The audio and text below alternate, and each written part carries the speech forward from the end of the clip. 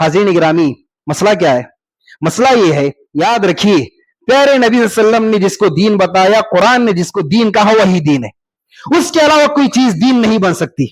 اگر آپ کہتے ہیں کہ کوئی چیز دین ہے، یہ فلاں کام دین کا کام ہے، یہ فلاں کام نیکی کا کام ہے، تو پھر آپ سے پوچھا جائے گا قرآن سے دلیل دو یا پھر حدیث سے دلیل دو، قرآن سے دلیل دو یا پھر حدیث سے دلیل دو۔ اس کے علاوہ کسی چیز کو دین نہیں مانا جا سکتا۔ اگر کوئی چیز قرآن یا حدیث سے ثابت ہوتی ہے تو وہ دین ہے، اس کے علاوہ کوئی چیز دین نہیں۔ اتنی تاکید کے ساتھ ہمیں سمجھایا گیا قرآن میں، پیارے نبی کی احادیث میں، صحابہ کرام کے اقوال میں، تابعین اور تبع تابعین کے اقوال کے ذریعے میں بات بتائی گئی کہ دین کمپلیٹ ہے، دین میں کوئی چیز داخل نہیں کی جا سکتی۔ لیکن دین کے ساتھ کھلواڑ کیا گیا، دین کے ساتھ کھلواڑ کیا گیا، دین میں کیسی کیسی بدعات پیدا کی۔ وَلْتَكُن مِّنكُمْ أُمَّةٌ يَدْعُونَ إِلَى الْخَيْرِ وَيَأْمُرُونَ بِالْمَعْرُوفِ وَيَنْهَوْنَ عَنِ الْمُنكَرِ وَأُولَئِكَ هُمُ الْمُفْلِحُونَ۔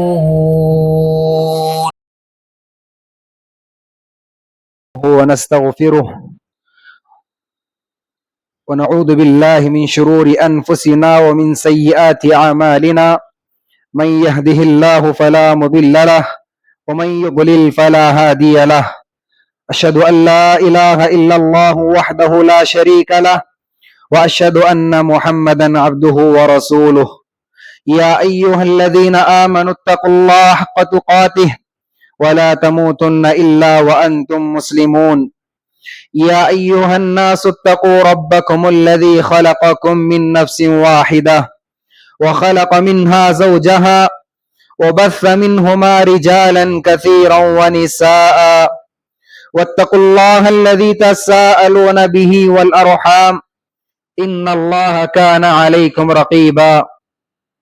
يا أيها الذين آمنوا اتقوا الله وقولوا قولا سديدا يصلح لكم أعمالكم ويغفر لكم ذنوبكم، ومن يطع الله ورسوله فقد فاز فوزا عظيما۔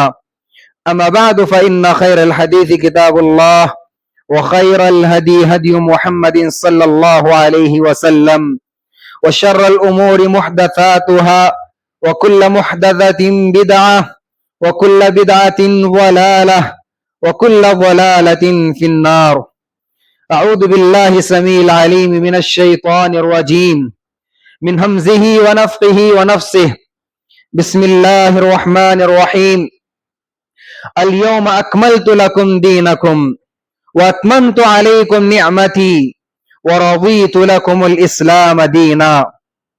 محترم بھائیوں، ابھی آپ کے سامنے خطبہ مسنونہ کے بعد سورۃ المائدہ کی ایک آیت کریمہ پڑھی گئی ہے۔ اس آیت کریمہ میں اللہ رب العالمین نے فرمایا الیوم اکملت لکم دینکم، آج کے دن میں نے تمہارے دین کو پورا کر دیا، کمپلیٹ کر دیا۔ واتممت علیکم نعمتی، اور میں نے تم پر اتمام نعمت کر دیا، نعمتوں کی نچھاور پوری کر دی۔ ورضیت لکم الاسلام دینا، اور تمہارے لیے دین اسلام کو دین کے طور پر پسند کر لیا، راضی ہو گیا۔ حاضرین گرامی، دین اسلام ایک کمپلیٹ دین ہے، کامل اور اکمل دین ہے۔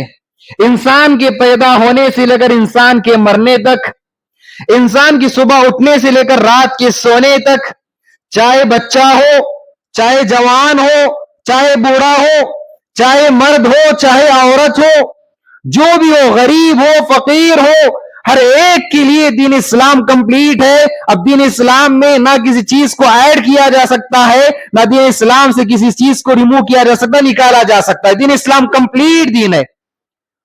حاضرین گرامی سوچئے، دین اسلام جو کمپلیٹ ہے، کتنی بڑی نعمت ہے۔ مسلمانوں سے زیادہ یہود نے اس کو سمجھا، مسلمانوں سے زیادہ یہود نے اس کو سمجھا۔ حضرت عمر رضی اللہ عنہ کی خلافت ہے، ایک یہودی حضرت عمر کے پاس آتا ہے اور کہتا ہے اے خلیفۃ المؤمنین، تمہارے قرآن مجید میں ایک ایسی آیت ہے، اگر وہ آیت ہماری توریت میں ہوتی، جس دن وہ آیت نازل ہوئی ہوتی اس دن کو ہم عید کا دن منا لیتے، جس دن وہ آیت نازل ہوئی ہوتی اس دن کو ہم عید کا دن منا لیتے۔ حضرت عمر نے کہا باتوں کو زیادہ مت پھیرو, کیا بتانا سیدھے سیدھے طور پہ بتاؤ.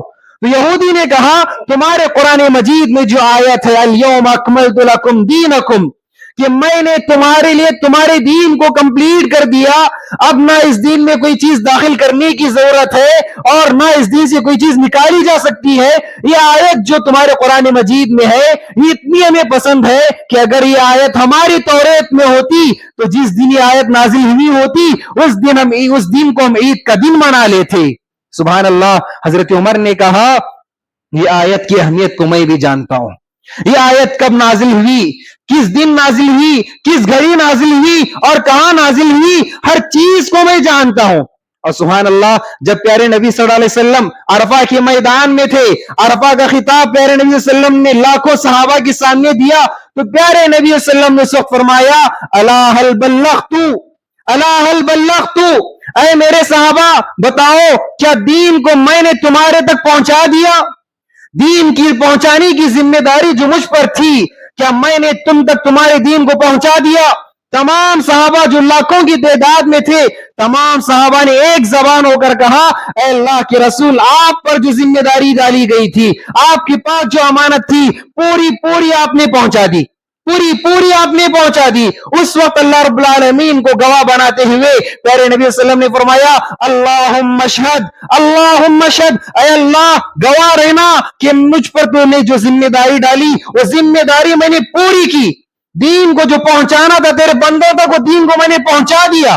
اور اسی وقت آیت کریمہ نازل ہوئی عرفہ کے میدان میں الیوم اکملت لکم دینکم, کہ میں نے تمہارے دین کو کمپلیٹ کر دیا, پورا کر دیا. اور صحابہ کرام پیارے نبی کے بارے میں فرماتے ہیں, ایک صحابی کا قول ہے کہ اگر آسمان میں اڑتے ہوئے پرندے میں ہمارے لیے فائدے کی کوئی چیز تھی تو پیارے نبی نے اس کو بھی بتا دیا, پیارے نبی نے اس کو بھی بتا دیا, پیارے نبی نے ہم سے کوئی چیز نہیں چھپائی. تو بات یہ طے ہوئی, بات یہ کلیئر ہو گئی کہ ہمارا دین کمپلیٹ ہے, کامل اور اکمل دین ہے. اس دین میں نہ کسی چیز کو ابھی ایڈ کرنے کی ضرورت ہے, نہ اس دین میں کسی چیز کو داخل کیا جا سکتا ہے, اور نہ ہی اس دین سے کسی چیز کو نکالا جا سکتا ہے. اور حاضرین گرامی, ہمیں اس بات کا حکم دیا گیا ہے کہ قدم قدم پر قرآن اور حدیث, قرآن اور سنت, انہی دو چیزوں کو فالو کرنا ہے. قرآن اور سنت ہماری زندگی میں رہبر اور رہنما ہے.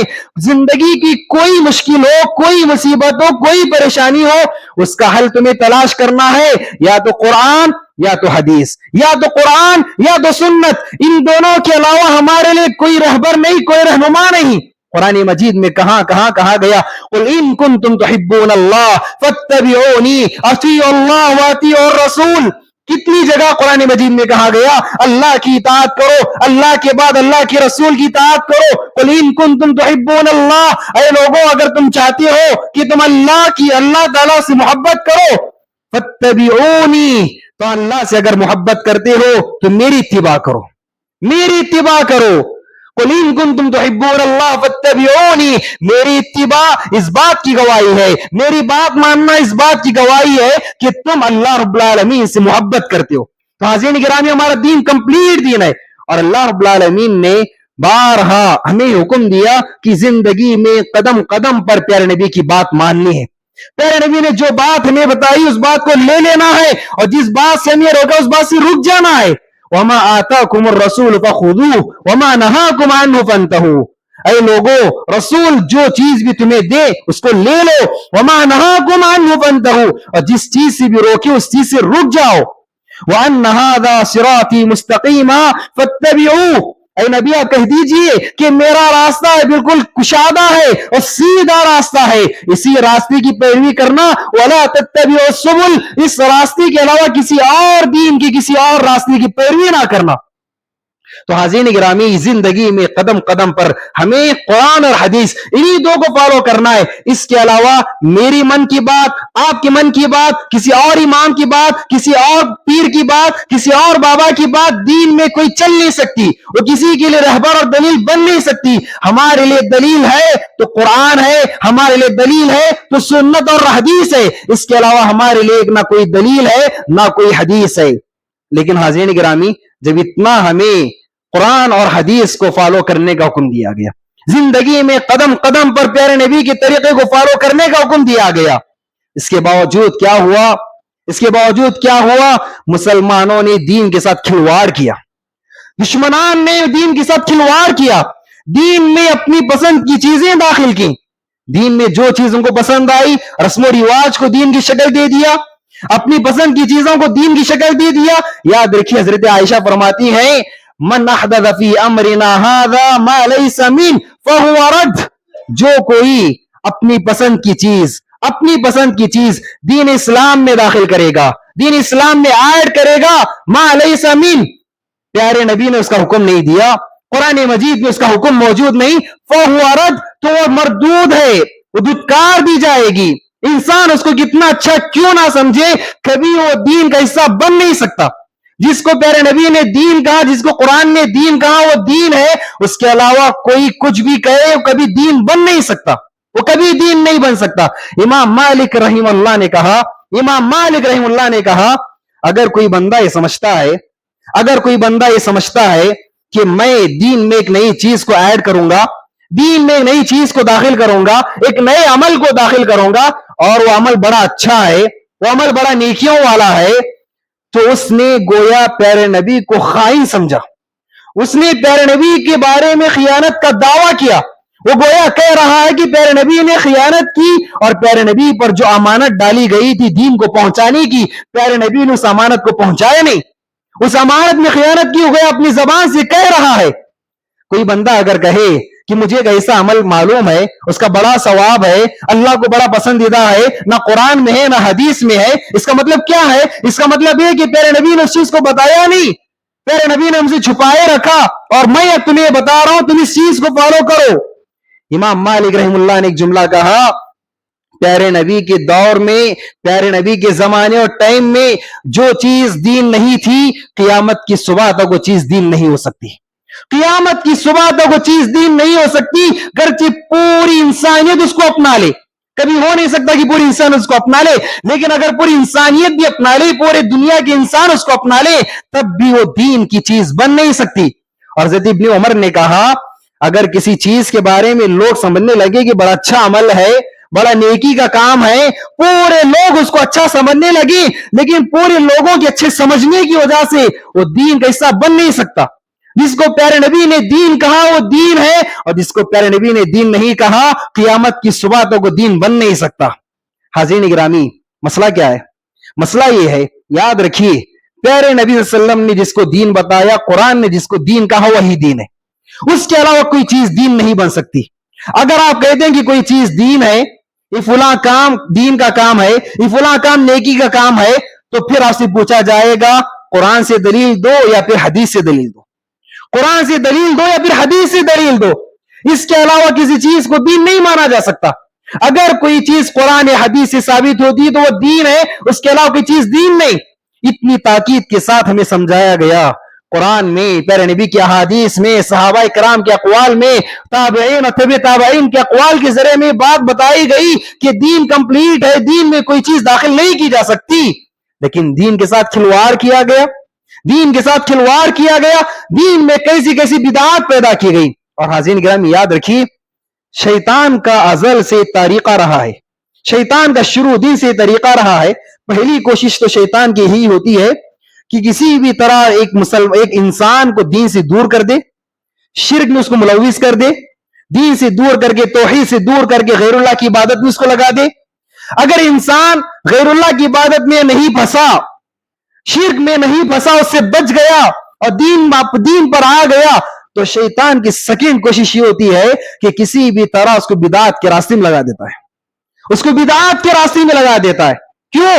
اس لیے کہ جو بندہ بدعات کے راستے میں لگ گیا، کبھی اس کے لوٹ کر آنے کی امید نہیں، کبھی اس کی سدھرنے کی امید نہیں، کبھی اس کو ہدایت ملنے کی امید نہیں۔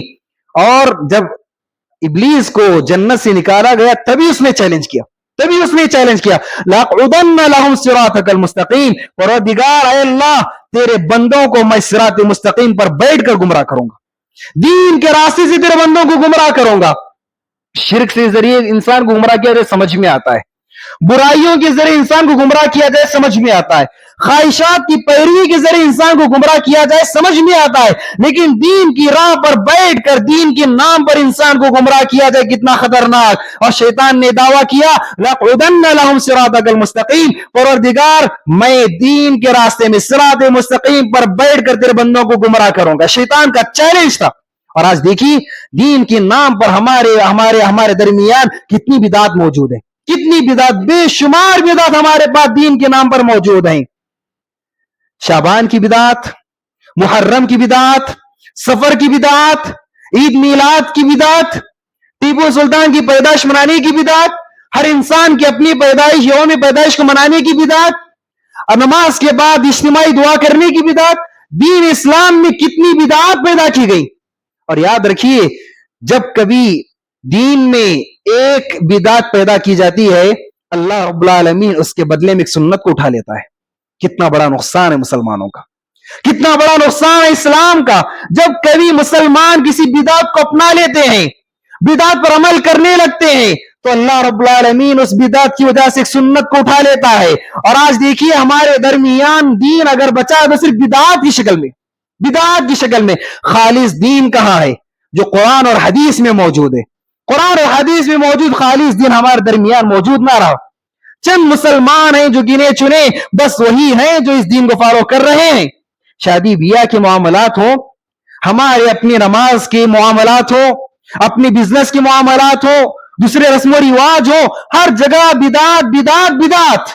और देखिए शैतान की चाल भी कैसी होती है, शैतान की चाल भी कैसी होती है। अगर एक इंसान गुनहगार हो, खताकार हो, तो उसे उम्मीद होती है कि एक ना एक दिन वो लौट कर आएगा और तौबा करेगा। क्यों? इसलिए कि खुद भी समझता है कि जो काम कर रहा है गुनाह का काम है। मिसाल के तौर पर लीजिए एक इंसान चोर है या एक इंसान शराबी है, शराब पीता है। अब चोर समझता है कि जो काम मैं कर रहा हूं, चोरी कर रहा हूं, ये गुनाह का काम है। शराबी समझता है कि जो शराब मैं पी रहा हूं गुनाह का काम है। उससे उम्मीद की जा सकती है कि एक ना एक दिन वो चोरी छोड़ देगा, एक ना एक दिन वो शराब पीना छोड़ देगा, वो तौबा करके लौट आएगा। लेकिन बिदाती के बारे में कभी उम्मीद नहीं की जा सकती कि कभी वो बिदात को छोड़कर दीन की तरफ आएगा। कभी इसके बारे में उम्मीद नहीं की जा सकती। क्यों? इसलिए कि वो बिदात को कर रहा है दीन समझकर, दीन समझकर वो कर रहा है। वो गलती को गलती नहीं समझ रहा, गलती को सही समझ रहा है। जो इंसान गलती को गलती समझे तो उससे उम्मीद है कि वो गलती को छोड़कर सीधे रास्ते पर चला आएगा। और जो इंसान गलती को गलती ना समझे तो फिर उससे क्या उम्मीद की जा सकती है कि वो बिदात को छोड़कर दीन के रास्ते में आएगा। तो आज दीन इस्लाम के साथ यही खिलवाड़ हो रहा है, मुसलमानों के साथ यही खिलवाड़ हो रहा है कि दीन के नाम पर बेशुमार बिदात हमारे दरमियान पाई जाती है, बेशुमार बिदात हमारे दरमियान पाई जाती है। और इन बिदात ने दीन इस्लाम का इतना नाम बदनाम किया है कि किसी काफिर ने इतना नाम बदनाम नहीं किया, किसी मुशरिक ने इतना नाम बदनाम नहीं किया। आज बिदात के नाम पर दीन को जो फैलाया जा रहा है, ये दीन को बदनाम करने के लिए यही चीज काफी है। और हाज़रीन गिरामी, दीन ये जो बिदात है इसकी कितनी खतरनाकी है इस बात से अंदाजा कीजिए। एक इंसान दीन समझकर बिदात पर अमल करता रहा, बिदात पर अमल करता रहा, जिंदगी भर बिदात पर अमल करता रहा, समझता रहा कि दीन का काम बड़ी नेकी का काम, और उसी पर उसकी मौत आ गई। कल रोज क़यामत अल्लाह के पास वो क्या मुंह लेकर जाएगा? उस उम्मीद के साथ आएगा कि मैंने बड़ी नेकियां की हैं, बड़ी नेकियां मैंने की हैं, बड़ा सवाब मुझे मिलने वाला है, जन्नत मुझे मिलने वाली है। लेकिन कल रोज क़यामत उसकी इस आमाल का 1 रुपए का फायदा उसको नहीं होगा, 1 रुपए का फायदा उसको नहीं होगा। वजूह यौमइज़िन खाशिया आमिलतुन नासिबा। सूरह गाशिया हम बार बार पढ़ते हैं। अल्लाह रब्बुल आलमीन ने फरमाया कल रोज़ क़यामत बहुत सारे चेहरे ऐसे होंगे जो नदामत की वजह से, शर्मिंदगी की वजह से, अफसोस की वजह से झुके हुए होंगे, पेशानी झुकी हुई होंगी। ये कौन से काफिर हैं ये लोग, या फिर गुनहगार हैं, या वो लोग जिन्होंने नेकी काम नहीं किए? कौन लोग हैं जिनकी पेशानी अपनी शर्मिंदगी की वजह से झुकी हुई होगी? कुरान मजीद फौरन कहता है आमिलतुन नासिबा, आमिलतुन नासिबा। ये पेशानी किन लोगों की है? ये पेशानी उन लोगों की है जिन्होंने इस दुनिया में बड़े नेक काम किए, बहुत सारे काम किए, बहुत सारे काम उन्होंने किए। नासिबा, अपने आप को बहुत सारे कामों में थकाया उन्होंने, اپنی باڈی کو تھکایا, اپنا مال انہوں نے خرچ کیا, لیکن اللہ کے پاس جب پہنچے ہیں تو 1 روپے کا فائدہ انہیں نہیں مل رہا ہے. کون لوگ ہیں؟ علماء کرام نے, مفسرین کرام نے لکھا یہ بدعتی لوگ ہیں, یہ بدعتی لوگ ہیں. 11ویں شریف زندگی بھر کرتے رہے, بکرے کاٹتے رہے, سمجھتے رہے کہ اللہ کے پاس بڑا ثواب ملنے والا ہے ہمیں. عید میلاد مناتے رہے اور بڑے شور و زور شور کے ساتھ مناتے رہے کہ اللہ کے پاس بڑا ثواب ملے گا ہمیں. محرم کی بدعات کو بڑے زور و شور سے مناتے رہے کہ کل روز قیامت بدلہ ملے گا ہمیں. لیکن بدلہ کہاں ملے گا؟ کل روز قیامت آئیں گے, ان کی پیشانی افسوس اور شرمندگی کی وجہ سے جھکی ہوئی ہوگی اور بڑے تھکے ہوئے ہوں گے, لیکن 1 روپے کا فائدہ انہیں نہیں ملے گا. قل هل ننبئكم بالاخسرين اعمالا الذين ضل سعيهم في الحياه الدنيا وهم يحسبون انهم يحسنون صنعا. سورہ کہف جمعہ کے دن تلاوت کرتے ہیں ہم سورہ کہف کی. سورہ کہف پہ کبھی غور کیجئے, بہت ساری باتیں سے بیان کی گئی. اللہ رب العالمین نے فرمایا قل هل ننبئكم بالاخسرين اعمالا, اے نبی لوگوں سے کہیے کیا میں تمہیں بتاؤں ان لوگوں کو جو کل روز قیامت سب سے زیادہ گھاٹا اٹھانے والے, سب سے زیادہ نقصان اٹھانے والے ہیں. کون لوگ ہیں جو سب سے زیادہ نقصان اٹھانے والے ہیں؟ اللہ رب العالمین نے فرمایا الذین ضل سعیہم فی الحیاۃ الدنیا, وہ لوگ جنہوں نے دنیا میں بڑی محنت کی, بڑے کام انہوں نے کیے, لیکن ان کی ایک نیکی کا فائدہ انہیں نہیں ملے گا, ایک کام کا فائدہ انہیں نہیں ملے گا. الذین ضل سعیہم فی الحیاۃ الدنیا وہم یحسبون انہم یحسنون صنعا, حالانکہ اپنے طور پر سمجھ رہے تھے کہ ہم تو بڑے نیکی کے کام کر رہے ہیں, ہم جو کام کر رہے ہیں بڑے نیکی کے کام, بڑے نیکی کام ہم کر کے اللہ کے پاس پہنچیں گے, لیکن اللہ کے پاس جب وہ آئیں گے تو 1 روپے کا فائدہ انہیں نہیں ملے گا. ان کی تمام نیکیاں ضائع برباد ہو جائیں گی اور ان کی چہرے پر, ان کے منہ پر دی ماری جائیں گی. حضرت عائشہ فرماتی ہیں من عمل عملا لیس علیہ امرنا فہو رد, کو جو کوئی بندہ دین اسلام میں ایسا کوئی نیک عمل کرے یا ایسا کوئی کام کرے جو جس پر نہ قرآن سے کوئی دلیل ہے نہ حدیث سے کوئی دلیل, فہو رد, تو اس کے چہرے پر دے ماری جائے گی, ایک نیکی اس کی قبول نہیں ہوگی. اور آپ نے بارہا وہ حدیث سنی ہوگی, کل روز قیامت پیارے نبی صلی اللہ علیہ وسلم حوض کوثر کے پاس کھڑے ہوں گے, پیارے نبی کی امتی ایک ایک کر کے آئیں گے, پیارے نبی صلی اللہ علیہ وسلم ہر ایک کو اپنے ہاتھوں سے زمزم کا پانی, کوثر کا پانی پلائیں گے, کوثر کا پانی پلائیں گے, تمام امتی ایک ایک کر کے آئیں گے. اس وقت چند امتی آئیں گے, فرشتے نے دھتکاریں گے, فرشتے نے وہاں سے بھگائیں گے, تو پیارے نبی کہیں گے کیوں انہیں دھتکار رہے ہو, یہ میرے امتیوں نے آنے دو, انہیں کوثر کا پانی پینے دو. لیکن انہیں فرشتے دھتکاریں گے اور کہیں گے اے نبی جانتے ہو تمہارے بعد انہوں نے کیا کیا, تمہاری اس دنیا کی جانے کے بعد انہوں نے کیا کیا تم جانتے ہو. پھر جب پیارے نبی کو بتایا جائے گا کہ وہ لوگ ہیں جنہوں نے آپ کے جانے کے بعد آپ کے دین میں نئی نئی چیزیں پیدا کر لی, دین میں نئی نئی چیزیں انہوں نے پیدا کر لی, اس لیے آج انہیں کوثر کا پانی نہیں ملے گا.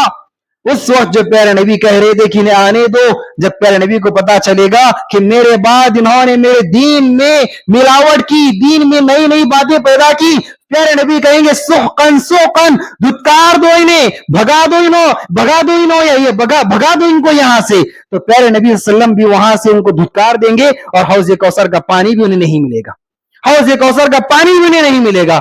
کتنے بدبخت ہوں گے ایسے لوگ, کتنے بدبخت ہوں گے ایسے لوگ. تو حاضرین گرامی اس بات کو مان کر چلیے کہ ہمارے لیے دلیل ہے تو قرآن ہے, حدیث ہے. ارباز بن ساریہ رضی اللہ عنہ کہتے ہیں کہ ایک مرتبہ پیارے نبی صلی اللہ علیہ وسلم ہمیں واعظ و نصیحت کرنے لگے, واعظ و نصیحت جب کرنے لگے, خطبہ دینے لگے, تو پیارے نبی صلی اللہ علیہ وسلم کی آواز بلند ہو گئی, پیارے نبی صلی اللہ علیہ وسلم کی آواز بلند ہو گئی, پیارے نبی کی آنکھیں لال ہو گئیں, پیارے نبی اس طرح ہمیں واعظ کرنے لگے, اس طرح ہمیں خطبہ دینے لگے گویا ایک کمانڈر اپنی فوجیوں کو تربیت دے رہا ہو, انہیں اپنے جنگ کے میدان میں جنگ اترنے کے لیے تربیت دے رہا ہو. اس طرح پیارے نبی صلی اللہ علیہ وسلم ہمیں خطاب کر رہے تھے. اس وقت پیارے نبی نے فرمایا اوصیکم بتقوی اللہ, اوصیکم بتقوی اللہ, اے اللہ کے بندوں میں تمہیں تقوی کا وصیت کرتا ہوں, اللہ کا تقوی اختیار کرو. پھر اس کے بعد حضرت ارباز بن ساریہ کہتے ہیں پیارے نبی صلی اللہ علیہ وسلم نے فرمایا فَإِنَّهُ مَن يَعِشْ مِنكُم بَعْدِي فَسَيَرَىٰ اخْتِلَافًا كَثِيرًا, جو کوئی میرے بعد زندہ رہے گا وہ بہت ساری بدعت و خرافات کو دیکھے گا, اختلافات کو دیکھے گا.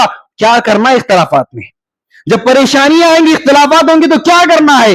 فَعَلَيْكُمْ بِسُنَّتِي وَسُنَّتِ الْخُلَفَاءِ الرَّاشِدِينَ الْمَهْدِيِّينَ۔ پیارے نبی نے فرمایا اس وقت اختلافات کے موقع پر تم میرے راستے کو اپنانا، فَعَلَيْكُمْ بِسُنَّتِي، میری سنت کو اپنانا، وَسُنَّتِ الْخُلَفَاءِ الرَّاشِدِينَ الْمَهْدِيِّينَ، میرے بعد جو میرے صحابہ ہیں، خلفاء راشدین ہیں، وہ ہدایت یافتہ ہیں، ان کے راستے کو اپنانا، اس کے علاوہ کسی اور دین کو نہ اپنانا، کسی اور کی بات کو نہ اپنانا۔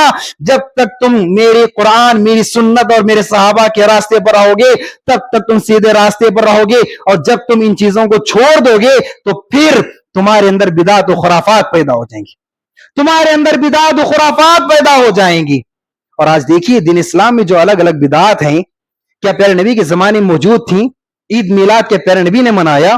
کیا صحابہ کرام نے منایا؟ یہ شعبان کی، یہ محرم کی بدعات، یہ سفر کی بدعات کیا پیارے نبی نے منایا؟ کیا پیارے نبی کے صحابہ نے منایا؟ کسی صحابی نے کوئی عید میلاد نہیں منایا، بدعات کی کوئی شکل اس وقت موجود نہیں تھی۔ تو حاضرین گرامی، دین اسلام میں جو کوئی بدعت پیدا کی گئی، یاد رکھیے اس کے نتیجے میں ایک سنت اٹھا لی جائے گی، تو ہم تمام کی ذمہ داری بنتی ہے، ہم تمام کی ذمہ داری بنتی ہے کہ ہم دین اسلام کو خالص شکل میں اپنائیں۔ دین اسلام جو قرآن اور حدیث میں خالص ہے اس کو اپنانا ہے، پیور اسلام کو اپنانا ہے۔ بدعات کے ساتھ جو ملوث ہو چکا ہے، بدعات اس میں مکس ہو گئی ہیں، اس دین سے اپنے آپ کو بچانے کی ضرورت ہے، اس لیے کہ اس دنیا میں تو ہم بڑے نیکیاں سمجھ کر ان اعمال کو کرتے رہیں گے، اپنے آپ کو بڑا نیک سمجھتے رہیں گے، لیکن جب روز قیامت اللہ کے پاس پہنچیں گے تو اس ایک نیکی کا ثواب بھی ہمیں نہیں ملے گا، تمام نیکیاں ہمارے برباد ہو جائیں گی، ہمارے آنکھوں کے سامنے جو محنت ہم نے اس دنیا میں کی تمام کی تمام ضائع ہو جائے گی، اور حوض کوثر کے پاس سے پیارے نبی بھی دھتکار دیں گے تو پھر کہاں جائیں گے؟ تو حاضرین گرامی یاد رکھیے، قرآن مجید میں ایک تعبیر، ایک لفظ استعمال کیا گیا ہے، احسن عمل، لیبلوکم احسن عملا۔ کون ہے جو تم میں احسن عمل کرے؟ احسن عمل کی تفسیر علماء کرام نے لکھا دو شرطیں، دو کنڈیشن ہے، کسی بھی کام کی احسن عمل ہونے کے لیے دو کنڈیشن ہے۔ پہلی کنڈیشن وہ صرف اور صرف اللہ کے لیے کیا گیا ہو، شرک سے پاک ہو، خلوص کے ساتھ خالص ہو کر اللہ کے ساتھ کیا گیا ہو، اور دوسری کنڈیشن پیارے نبی کے بتائی ہوئی طریقے کے مطابق کیا گیا، پیارے نبی کی بتائی ہوئی سنت کے مطابق کیا گیا ہو۔